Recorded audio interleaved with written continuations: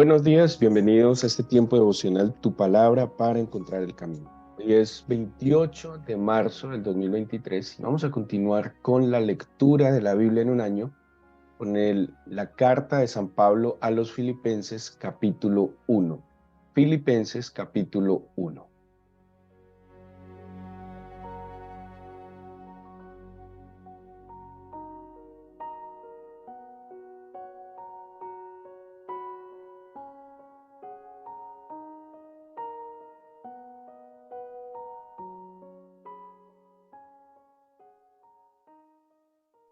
William Barclay comenta que la carta a los Filipenses es la carta de un amigo escrita a los amigos. Y una particularidad de esta carta que ustedes notarán es que en la gran mayoría de las epístolas, sobre todo en las epístolas a las iglesias, las generales de Pablo, él siempre se presenta como apóstol de Jesucristo. Acordémonos que San Pablo no hizo parte de los 12 apóstoles, que su apostolado, su llamado viene posterior. Pablo, el perseguidor de la iglesia, que camino a Damasco, tiene un encuentro con el Señor y que fruto de su conversión inicia un ministerio que, si lo hablamos en extensión, eh, sería incluso un ministerio mucho más grande que lo que hicieron los propios apóstoles. Pablo entiende que él, pues aunque fuera de manera tardía, haría parte de los pilares de la iglesia cristiana, pero no todo el mundo pensaba de esa manera, ¿sí? Para muchos Pablo seguía siendo el ex perseguidor, para muchos Pablo sería, como él mismo lo expresa, como alguien que había llegado tarde, como alguien que había llegado fuera de tiempo.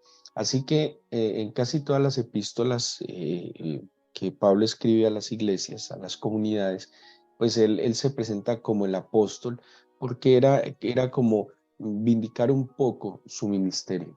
A los filipenses no hay necesidad. Tiene claro que los filipenses saben quién es él, tiene certeza que los filipenses reconocen su apostolado, ven en él el servidor o el esclavo, que él incluso va a utilizar esa expresión cuando dice siervo, no es simplemente como discípulo, sino como esclavo. Esa es la palabra doulos que se utiliza allí, que se traduce desde el griego. Y, y por eso esta carta tiene esa particularidad de ser un poco más cercana, de ser un poco más personal, aunque fuera escrita a una comunidad. Cuando Pablo ya le escribe a Timoteo, le escribe a Tito, pues obviamente es mucho más personal, está escribiendo como él les dice, a sus verdaderos hijos amados. Pero a las comunidades generalmente les escribía de manera un poco menos íntima, menos personal. Pero Filipenses es entonces una carta donde el apóstol primero está pasando una situación difícil en su vida, está preso, donde el apóstol ha tenido ya un camino recorrido en el Señor, un proceso de madurez, y donde él experimenta, sin duda alguna, experimenta la cercanía hacia él.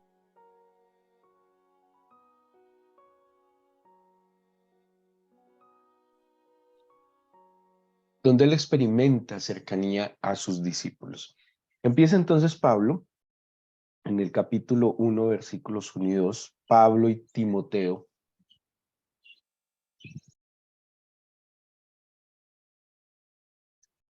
Pablo y Timoteo, a todos los santos en Cristo Jesús que están en Filipos, con los obispos y diáconos, gracia y paz a vosotros de Dios, nuestro Padre y del Señor Jesucristo. Bueno, aquí entra el concepto de la santidad, le dice a todos los santos, saluda como a tres tipos de personas en la iglesia de Filipos. Los santos, que sería toda la congregación, toda la comunidad.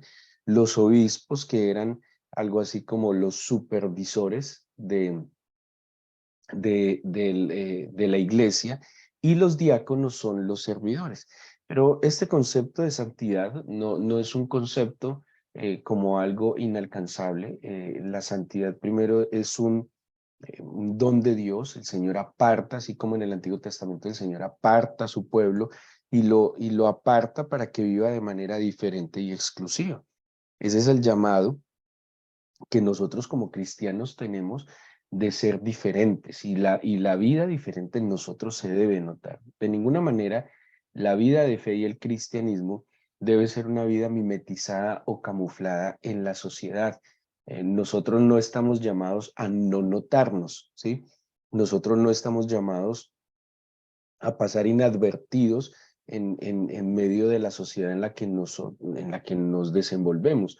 Por el contrario, estamos llamados a marcar una diferencia, estamos llamados y no a ser diferentes como bichos raros, no a ser diferentes como medio corridos de las tejas, sino a ser diferentes en la manera en que nos comportamos y actuamos, ¿sí?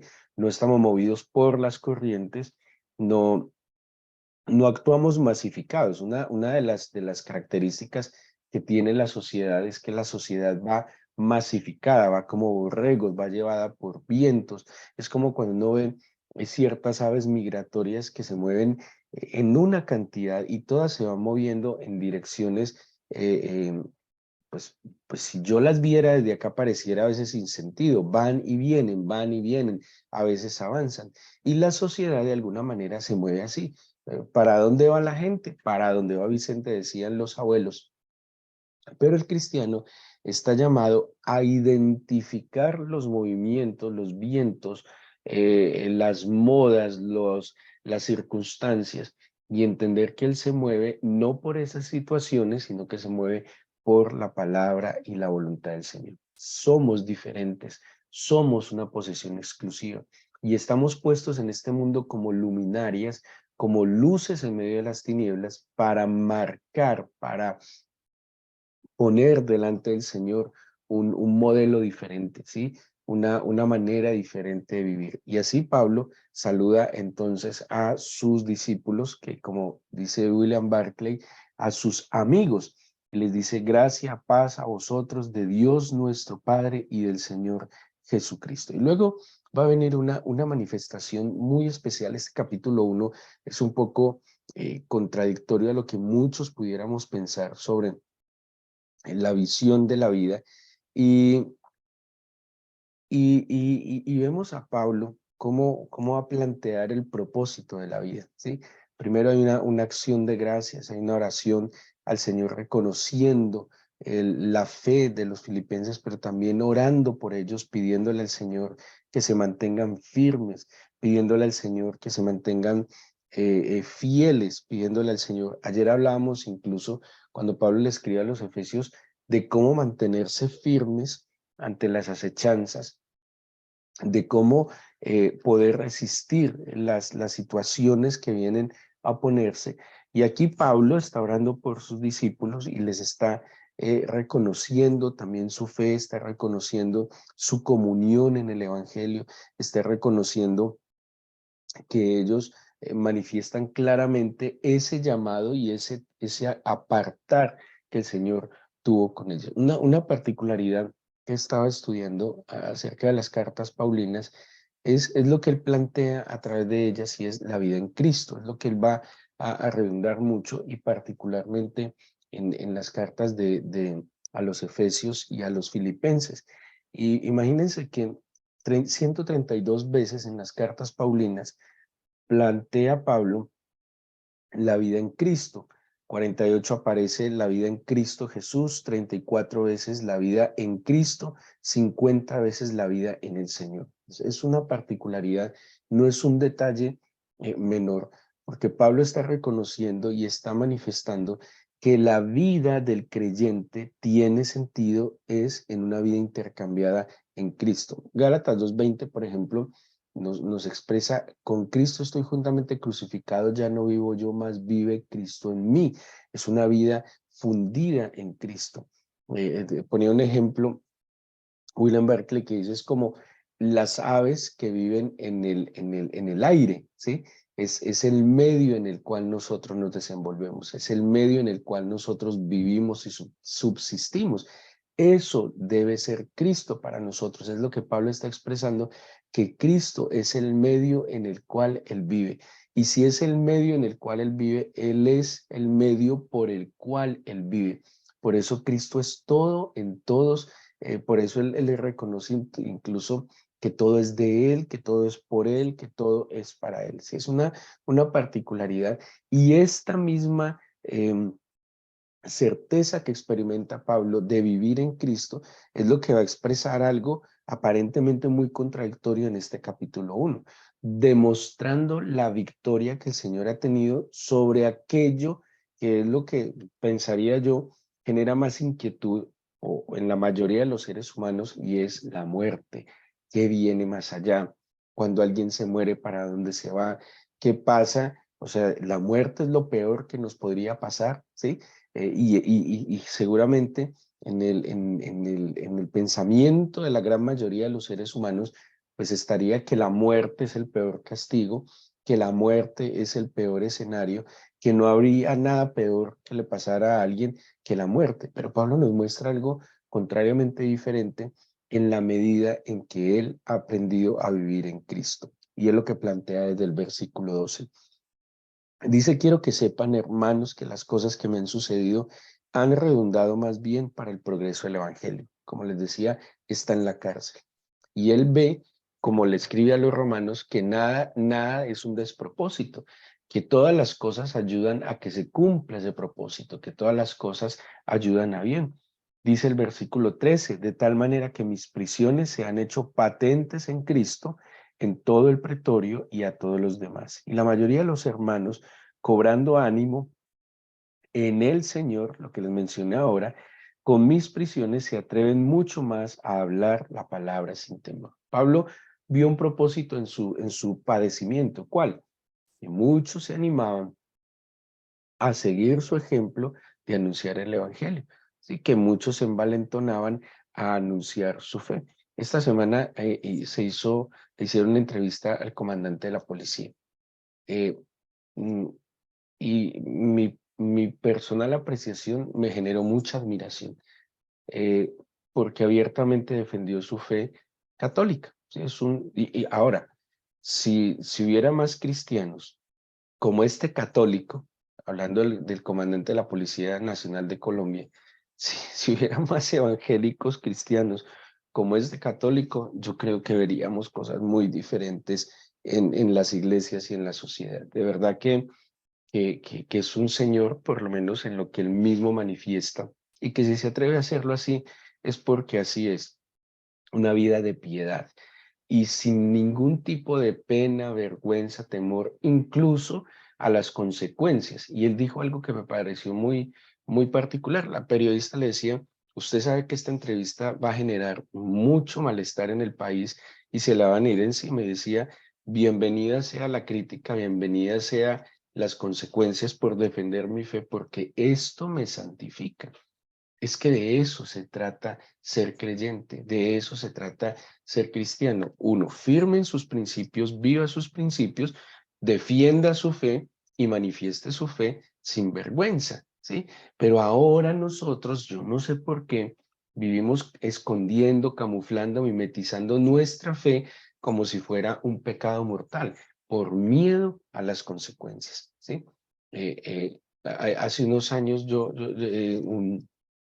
eh, no recuerdo el autor, sacaron un libro que se llamaba Cristiano Sal del Closet, una crítica un poco fuerte, porque el cristiano se ha venido escondiendo, el cristiano no está manifestando esas obras del Señor, tiene miedo a perder un estatus en la sociedad, tiene miedo a que lo señalen por ser cristiano, pero eso es falta de vida en el Espíritu, eso es falta de vida en Cristo, eso es falta de saber cuál es su verdadera vida, cuál es la razón de su vida. Pablo entonces inspira con su padecimiento como consecuencia de defender la fe, de anunciar el evangelio, inspira a otros a que lo hagan. Y yo creo que ejemplos como este, pues debería inspirar a aquellos a que no nos avergoncemos del amor eterno.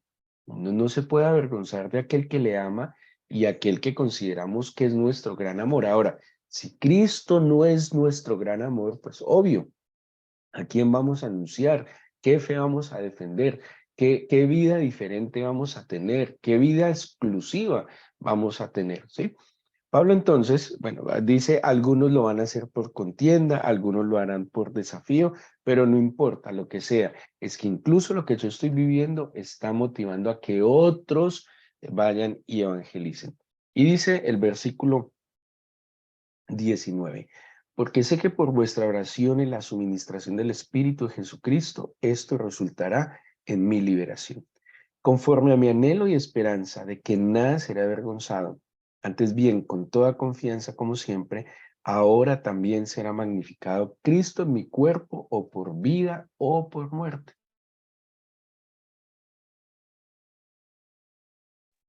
Y aquí Pablo empieza entonces a expresar lo que les mencioné hace un momento, de esa contradicción a lo que generalmente nosotros pensamos. Hoy en día, no solo la humanidad, el cristiano valora más la vida en este mundo, ¿sí?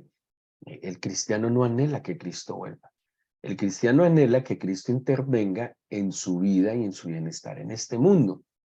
Que el Señor se manifieste y que nos provea, que nos proteja, que nos prospere, que nos dé salud, que nos quite los problemas. O sea, todo, la obra del Señor la estamos limitando a lo que Él puede hacer en este mundo.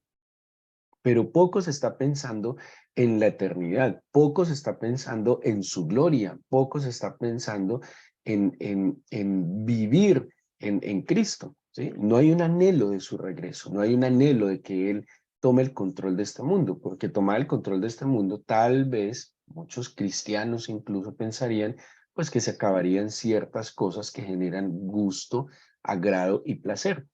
Pero cuando yo no estoy anhelando la venida del Señor, pues de alguna manera no tengo un apego a su corazón, no entiendo de qué se trata la vida diferente y exclusiva, apartados que Él nos ha concedido. Y Pablo, y seguramente les he mencionado en la antigüedad, los discípulos anhelaban tanto la venida del Señor que su saludo era Maranata, que el Señor venga, anhelaban y por eso evangelizaban y por eso anunciaban las buenas nuevas, porque el evangelio debía ser anunciado a toda la tierra antes de que el Señor se manifestara. Pero hoy no, hoy simplemente la evangelización se limita a un proselitismo religioso, aumentar número de feligreses en nuestras iglesias, pero no estamos pensando en la real salvación de las personas, no estamos pensando en que realmente el reino de Dios y su justicia venga en los corazones de las personas, que tome el control de las familias, de las empresas, de las ciudades. No, simplemente tenemos la fe cristiana en muchos, pues, en términos generales, como el alivio para las situaciones difíciles en este mundo. Y la fe que el Señor nos concede trasciende mucho más que este mundo. Claro que Él nos va a beneficiar, claro que Él nos va a bendecir, sin duda alguna, Él nos va a prosperar, a proteger, pero ese no es el fin de nuestra fe. El fin de nuestra fe es la manifestación plena de la sumatoria de todas sus virtudes, de toda su gloria. Pablo dice en el versículo 21, porque para mí el vivir es Cristo y el morir es ganancia. ¿Saben por qué para nosotros no consideramos que el morir es ganancia? Porque Cristo no es el vivir. Nosotros creemos más bien que el vivir es ganancia y que el morir es Cristo, ¿sí? Y cuando creemos que el morir para nosotros es una pérdida, y es lo peor que nos podría pasar, pues nos falta entonces vivir en Cristo. Es que 132 veces que Pablo expresa en sus cartas, la vida en Cristo no es poco, tiene que ser algo completamente importante y fundamental en la vida de Pablo, la vida en Cristo. Tanto así que dice, mi vida, toda mi vida está en Cristo. ¿Sí? Vivir es en Cristo, respirar es en Cristo, trabajar en Cristo, comer en Cristo, todos mis pensamientos, todo lo que hago es en Cristo. Y no quiere decir de que no hiciera nada diferente que pensar en Cristo, sino que todas las cosas las subordinaba a Cristo. Por eso Él se presenta no como siervo, como discípulo, o sea, no se presenta como diácono, sino como dúolos, que es esclavo de Cristo. O sea, mi voluntad completamente la sujeto a Él. Y lo que va a venir a continuación no es muy fácil de asimilar, ¿no? Dice, si el vivir en la carne resulta para mí en beneficio de la obra, no sé entonces qué escoger. O sea, él está entendiendo que el vivir en esta carne es benéfico para la obra, o sea, benéfico para el evangelio, benéfico para la evangelización. Dice el 23, de ambas cosas estoy puesto en estrecho, teniendo deseo de partir y estar con Cristo. ¿Quién tiene deseo de morirse? Muy pocos. O sea, muy pocos dicen, no, pero a mí más chévere si me muero y me voy con Cristo. Muy pocos, porque casi todos estamos completamente aferrados a este mundo. ¿Sí? Pero ¿qué está diciendo Pablo? Para mí, yo tengo un deseo de partir y estar con Cristo. Dice, para mí sería muchísimo mejor. Por supuesto, es que él ya ha probado las mieles de la eternidad. En su intimidad con el Señor ya ha probado el placer de la eternidad. Hace poco tuve una reunión con alguien que aprecio mucho y me contaba de dos situaciones, creo que dos o por lo menos una, donde murió, ¿sí? En un proceso de salud muy fuerte, murió, tuvieron que revivirle, literalmente. Y ella experimentó algo tan hermoso, una paz, una tranquilidad de verdad. Ella nos decía, no, yo ni siquiera vi túnel y luz al final. No, yo llegué, pues, sabía que estaba donde debía estar. Y decía, a mí no me da miedo de la muerte. De hecho, la anhelo, porque yo ya sé que lo que me espera en el Señor. Me parecía, y eso no se lo he escuchado a esa sola persona. Se lo he escuchado a varias personas que han tenido esas, pues han muerto, su corazón se ha parado y que han ido un poco más allá, que son creyentes y han experimentado en verdad la gloria del Señor. Pablo lo experimentó en oración, o sea, no hay necesidad de tener una situación difícil para vivirlo, porque en oración nosotros podemos disfrutar de las mieles de la presencia eterna del Señor. Y Pablo decía, para mí es que es muchísimo mejor. De hecho, ese es mi deseo. Pero ¿qué dice el 24? Pero quedar en la carne, o sea, vivir, es más necesario por causa de vosotros. Algo así como, yo anhelo partir con Cristo, pero si voy a vivir, y aquí por eso les decía, esta es la comprensión de la victoria sobre la muerte y sobre el pecado, lo que decía Pablo en Corintios en el capítulo 15. Es absorbida la muerte en victoria. El Señor venció la muerte, porque la verdadera muerte es la separación eterna del Señor. Pero Pablo, cuando habla de la muerte física, está hablando de la gran victoria que es vencer la carne, vencer el cuerpo e ir a la presencia del Señor. De ninguna manera está promoviendo suicidios, no faltaba más. Qué gran pecado sería ese. Está promoviendo es que esta vida, cada día, cada segundo, cada aliento que respiremos, debe ser una vida en Cristo para sus propósitos, para su gloria, para lo que le indique. Y que si yo voy a salir hoy voy a trabajar en Cristo. Y que si voy a estar con mis hijos, con mi esposa, voy a estarlo en Cristo. Y que la manera como trate a las personas, como perciba las situaciones, lo voy a hacer en Cristo Jesús. Esa es nuestra victoria. Y que el día que soberanamente Él nos llame a su presencia, que estemos completamente plenos y tranquilos, que nos va a dar un galardón por el cual nosotros trabajamos día a día en este mundo. Esa es la verdadera victoria. Vencer el miedo a lo que no conocemos, ¿sí? ¿Y cómo vamos a vencer el miedo a lo que no conocemos? Conociéndolo, conociendo a Cristo Jesús, estando en Él, conociendo y entendiendo lo que Él nos está prometiendo, confiando en que sus palabras son ciertísimas, como dice el mismo Evangelio, ciertamente, de cierto, digo, cuando el Señor afirma ese de cierto, es como no pueden tener duda de lo que les voy a decir. Y Pablo lo entiende y lo manifiesta de una manera plena, en victoria, de que él entonces, mientras viva, va a vivir en Cristo para que se cumpla el propósito de anunciar las buenas nuevas a otros que están perdidos. Dice el versículo 25 entonces, confiado en esto, sé que quedaré, que aún permaneceré con todos vosotros para vuestro provecho y gozo en la fe, para que abunde vuestra gloria de mí en Cristo Jesús por mi presencia y otra vez entre vosotros. impresionante. Él dice, listo, ¿no? Yo creo que voy a seguir viviendo y voy a seguir viviendo un tiempo. Entonces, ¿cómo vamos a vivir? Vamos a vivir en Cristo. Esa es mi victoria, ¿sí? Ya no voy a vivir quejándome y está en la cárcel. Había sido azotado. Pablo describe, creo que es a los colosenses, cómo había sido su vida y habla de, había sido flagelado, perseguido, apedreado, bueno, una cantidad de situaciones y en todo manifiesta la victoria. Tenemos dos opciones, o vivimos en Cristo en victoria, así lo dice la Biblia, de victoria en victoria, ¿sí?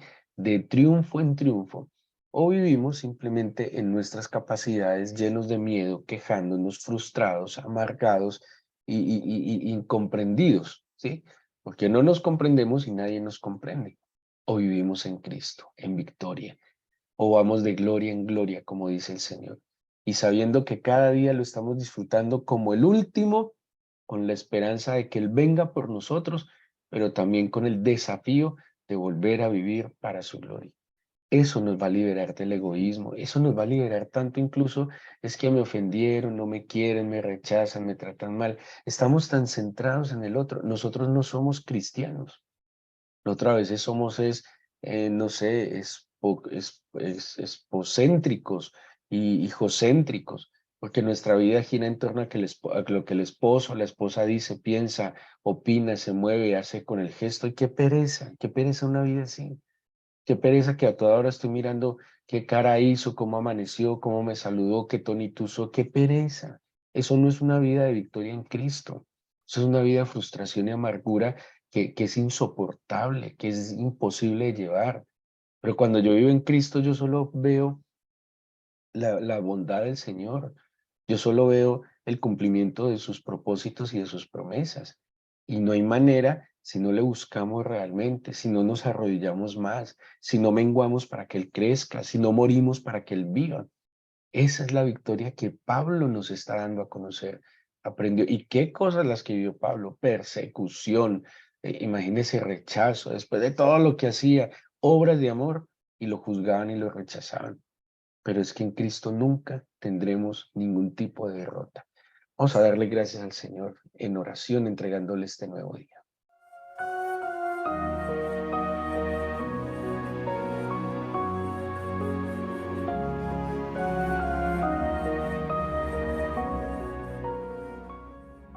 Te presento mi corazón, mi vida, Señor, y te pido que abras mis sentidos y que toques mi corazón, que mi corazón no sea ajeno a ti, a tu voz, a tu palabra, a tu plan, propósito. Por favor, amado mío, yo te pido que convenzas a tus hijos de lo que somos, que estemos plenamente convencidos de tu obra perfecta y que no puedo limitar tu obra, Señor, a suplir y cubrir necesidades en este mundo, porque tu obra es eterna. Y yo quiero vivir, Señor, mi vida, lo que tienes para mí, los años que tienes para mí en este mundo, quiero vivirlos en ti, en la paz que tú me das. Yo te pido, Señor, humildemente, que me des la medida de fe para este día. Pidámosle así, la medida de fe que me permite estar afianzado, anclado a ti, seguro que tú estás conmigo cada que salgo, entro, y que tú me amas, y que tengo un desafío, Señor, de manifestar tus virtudes. Dame gracia, Señor, digámosle así, dame gracia delante de todas las personas hoy. Permíteme representarte adecuadamente, hablar verdad siempre. Permíteme ir con la verdad por delante de mí, pero manifestando, Señor, siempre lo que soy en ti. Que para mí el vivir seas tú. Y el día que nos llames a tu gloria, que tengamos la tranquilidad, que esa será, Señor, nuestra ganancia. Te entregamos, Señor, este día y te agradecemos que escuches nuestra oración en el nombre de Jesús. Amén.